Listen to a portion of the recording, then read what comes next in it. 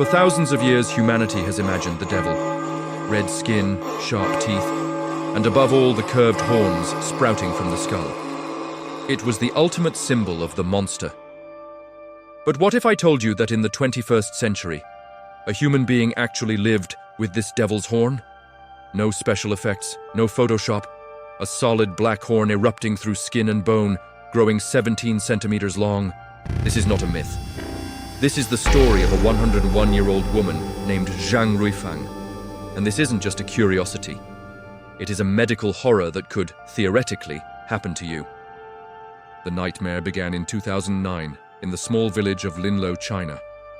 Zhang Ruifang, approaching her 100th birthday, noticed something on the left side of her forehead. At first, it was nothing. A rough patch of hard skin. A callus. It looked like a common age spot or a sun lesion. Her family ignored it. When it itched, she scratched it off. When it got rough, they clipped it with fingernail clippers. But this was no callus. It didn't heal. It fought back. It began to push outward from deep within her skull, calcifying as it emerged. In just 1 year, that small dot mutated explosively. It grew past the size of a finger. Then it broke the 6-centimeter mark, and then it started to curl, exactly like the horn of a wild goat. Finally, it reached 17 centimeters. It grew so long that it curled downwards, threatening to pierce her own eye. The weight of it dragged her facial skin down. The villagers began to whisper. "It's a curse," they said.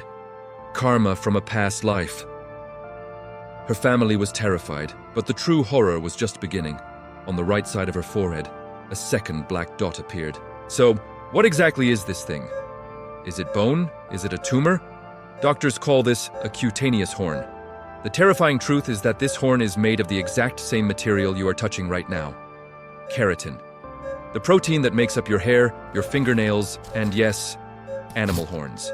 In a normal human body, dead skin cells flake off and float away. But in rare cases, often triggered by severe sun damage or the HPV virus, these cells refuse to detach. Instead, they cement themselves to the skin. They stack up, layer by layer, compacting into a substance as hard as concrete. It builds a tower of dead cells. While it isn't attached to the skull bone, its roots go deep into the dermis. Ripping it off would be like tearing out a fingernail multiplied by 100. It causes massive bleeding and agonizing pain. For Zhang Ruifang, a century of sun exposure and aging culminated in this extreme mutation. Doctors warned that underneath this horn, there could be a base of squamous cell carcinoma, skin cancer. Was Zhang Ruifang the only one? Absolutely not. History is full of the horned ones. The most famous case is Madame Dimanche from 19th century Paris. In her late 70s, a horn began to sprout from her forehead. It grew to a staggering 25 centimeters.